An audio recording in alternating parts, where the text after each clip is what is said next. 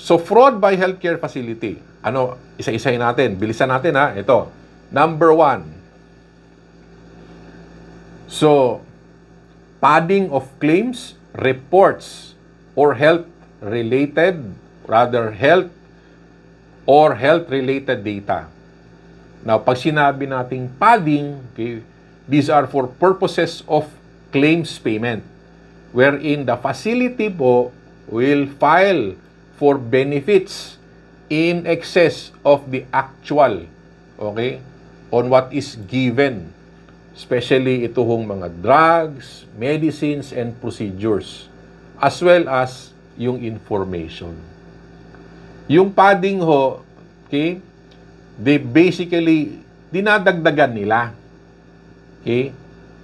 Wherein in reality, hindi naman. So, ang point ho dito, it's being inflated. Okay? It's being inflated, but it's not given or it is actually absent. So, padding of claims, padding of reports, and padding of health-related data. Now, bakit magpapad ka sa health-related data? Okay? So, it's the same story doon ho sa bakit merong mga laboratories. Dahil ho, sa network provider, sa provider network ho na drama wherein nasa UHC ho yan, PhilHealth will continuously ask providers for health-related information. So yan ho yan. So hindi lang items or services ang pwedeng ipad. Yung health data, may pinapad ho din dyan. Padding ang tawag dyan. Okay? Wherein you make it appear that this is something na nakita mo where in fact it's not there. So that is why kasama ho yan sa offense wherein you pad the claim, you pad the report, and you pad the data. Okay? So, be it inpatient or outpatient yan. Okay? Next, submission of claims, reports, or health-related data for non-admitted patient. So, very simple lang ho yan. Ang konsepto lang dyan is ghost patient. Okay? Medyo may konting explanation na yan, but I will not go into that. Baka malito lang kayo. So, when we talk of submission, wherein it is not admitted or not treated, ang pwede ho nating idugtong ang analogy dyan is ghost patients. Believe it or not, meron pa ho talaga mga facilities ngayon na may mga ghost patients pa rin. Okay? May kliyente ho ako, kinasuhan, ghost patient. Next, part of fraud, extending period of confinement. This is increasing the actual confinement with no valid reason but for payment. So, continuously charting the entries despite ho na discharge na yung pasyente. Now, dati ho, itong extending period of confinement, talamak ho ito nung fee-for-service. Fee-for-service, ibig sabihin, you will be paid based on the number of days, based on the number of services that you provide. So, ang actual confinement is 2 days lang. However, they extend it. Even the patient is not there already, na-discharge na, dinadagdagan ng 1 araw, 2 araw. Kasi may bayad si PhilHealth dati per day. Room and board per day, medicines per day, kasi for whatever service. Nagbago ho yan nung nag-case rate na. Okay? However, okay, meron din ho yan, potential na problem pagdating ho sa konsulta. Kaya, kailangan i-retain ho yan, extending period of confinement. Next, ito po, another fraudulent thing, post-dating of confinement period. You change, you alter, you edit the dates. Okay? The goal is that it will fit the 60 days.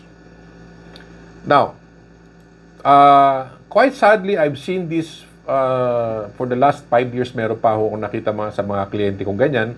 Okay? Unintentional. Dahil ang hinahabulo. Dahil hindi ho nila madidinay ang claim dahil sa 60 days. So, they need now to adjust to alter, to edit. Kaya sabi ko, huwag niyo hong gawin yan dahil that's fraud. Okay? Yan lang ho ang konsepto dyan. Okay?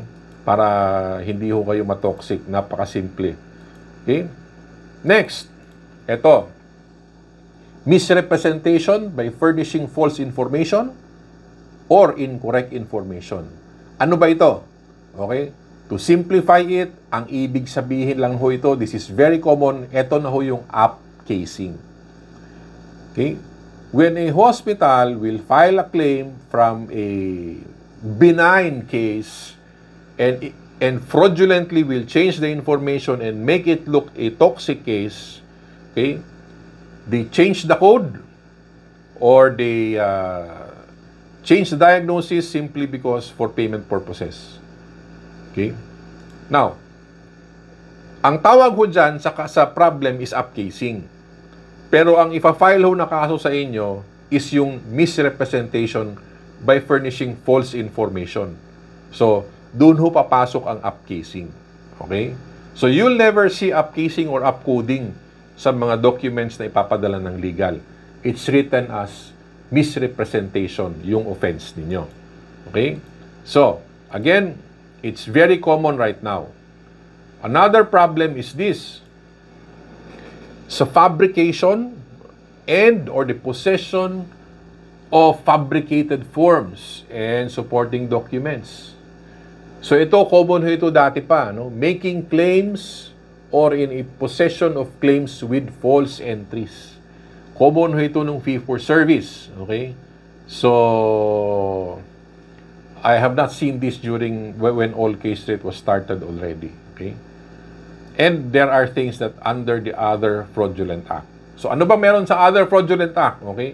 Ito, making it appear that the patient suffered from a compensable illness. Ito hong refusal to give the benefits due to a qualified member. Charging meds that are legally chargeable to PhilHealth. Okay? It may fall into that. Okay? So, yan ho yung mga common sa facility. Okay? Now, let's proceed ho sa professional or sa doktor. Very simple lang. Sa level ho ng doktor, dalawa lang. Okay, ang nakalista. Misrepresentation or yung upcasing and the other fraudulent act. Okay? So, that is all about the fraudulent act. So, eto, question. Naintindihan ninyo? Okay? May I know? Type number 2, if naintindihan ho ninyo the matters on fraudulent act. Type number 3, if hindi ho ninyo naintindihan po. Okay, maraming salamat. Number 2, number 2, number 2, number 2. Okay. So, relate natin ulit ha. So, these offenses will only come about if hindi ho nasunod yung mga performance indicators. Makikita lang yan kapag ginawa nila yung mga monitoring tools. Okay? Wherein there will be certain violation or rather there will be certain adverse findings, okay, wherein hahanapin lang nila kung saan ba ito papasok dun sa offense. Okay? Very simple. Now, I will proceed now to the unethical issues. Again, itong unethical issues, so a lot of these are actually common sense, no? First one is the violation of the code of ethics. So, yung code of ethics, okay, code of ethics ng doktor, code of ethics ng whatever it is, actually hindi gaanong dinefine ito. Next, other unethical acts, okay? So, yan ho. Okay? So, the next one ho, itong abuse of authority. Sa abuse of authority ho, offenses by the facility. Okay? Ito ho, very common dati, but with the advent of e-claims or electronic claims, medyo nawala na ho ito. Filing of multiple claims, reports, and health-related data. Okay? So, mahuhulog ho yan doon sa abuse. Next ho is the non-compliance with the co-payment. Non-compliance of the no co-payment ho ito for the government. And non-compliance with the co-payment policy. So, meron silang mga ilalabas na ganyan. Okay? Ito. Familiar ba ho kayo sa concept ng cost sharing? May I know? Type yes if you are familiar with it. Type no if you're not familiar. Okay? The concept of cost sharing. Okay? Are you aware of this? Type yes if you are familiar. Type no if you're not familiar. So that I will expound konti. Okay? If familiar kayo, type yes. If ngayon nyo lang narinig or hindi kayo, type no. Okay, thank you ma'am. We have no. What about the others? Ang question ko ho, cost sharing. Alam nyo ba yon? Okay, thank you sir. Ngayon, okay, ganito ha. Thank you po. Yung cost sharing, ang konsepto ho na yan, ganito. The time will come. Kasi si PhilHealth nag-costing ngayon. May DRG is coming. So, continuously may costing sila. Okay? Magsha-shadow billing sila. Makikita ngayon nila yung mga actual ninyo ng mga cost and expenses. Okay?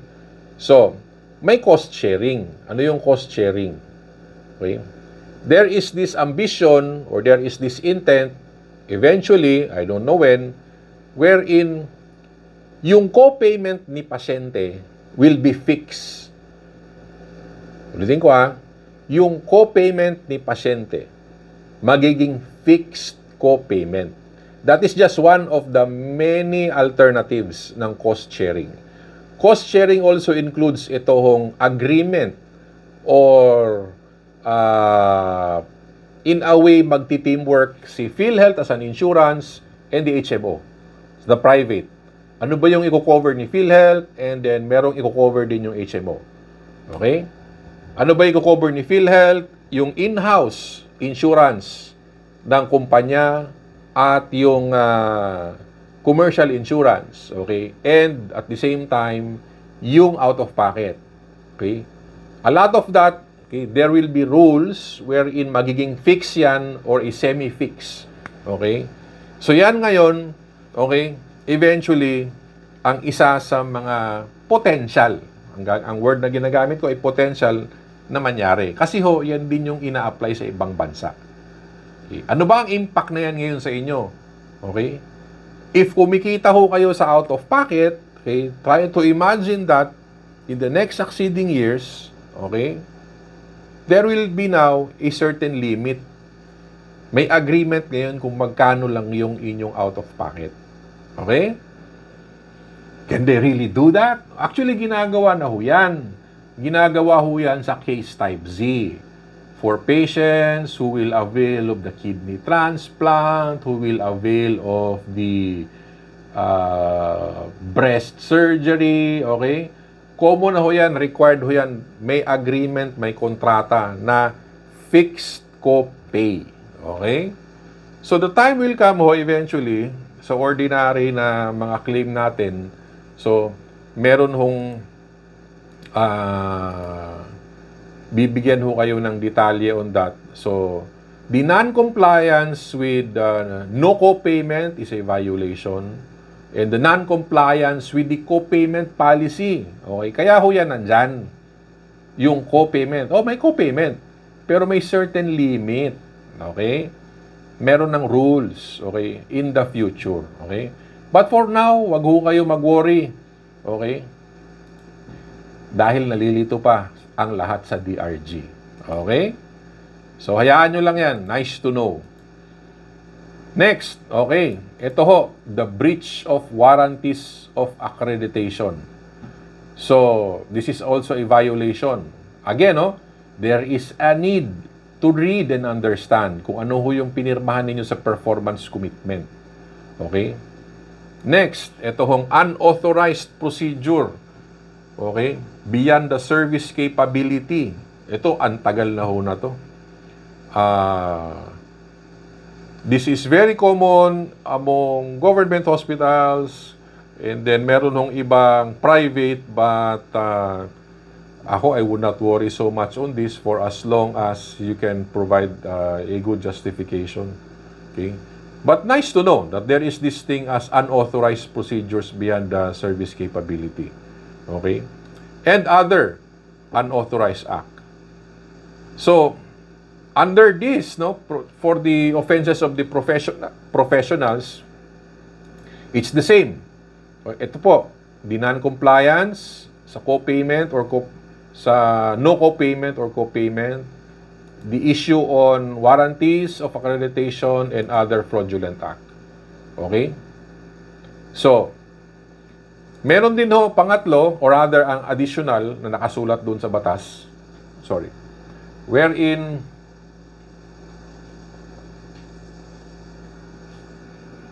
it talks about the healthcare provider as a juridical person. So, ang juridical, basically, it is not a natural person but an organization. Anong sinasabi ho doon? To simplify ho, okay, PhilHealth will also file a case against the officers, okay, of that institution. Okay? So, ganun lang ho ang ibig sabihin nun. Okay? So, question. At this point ho, yung offenses na tatlo and a short discussion of that, okay? Naintindihan ba ho ninyo? Type yes if naintindihan ninyo, type no if hindi ho ninyo naintindihan. Okay? May I know? Okay? Kasi importante ho na maintindihan ninyo before we proceed. Type yes if naintindihan ninyo. Okay, Doktora, thank you very much. Okay, Ma'am Christy, thank you po. Okay, and the rest, maraming salamat. So, now definitely ho yung offenses, meron pa ho yung mga in-between. Thank you, sir. But, what I'm trying to present ho sa inyo are basically the common things na so be it maintindihan nyo lang. Yung meron pa hong iba, pero hindi na ho siya ganong applicable. Okay? So, nice to know. Now, eto ngayon. Okay? So, we basically discuss yung performance indicators, we've discussed the monitoring tools, and we've discussed, okay, wherein the chances wherein hospitals or doctors end up having offenses. Now, when you have offenses, so pag-uusapan natin muna the common thing, ito hong administrative cases. Okay? Kasi most of the problem ng claims will fall on this.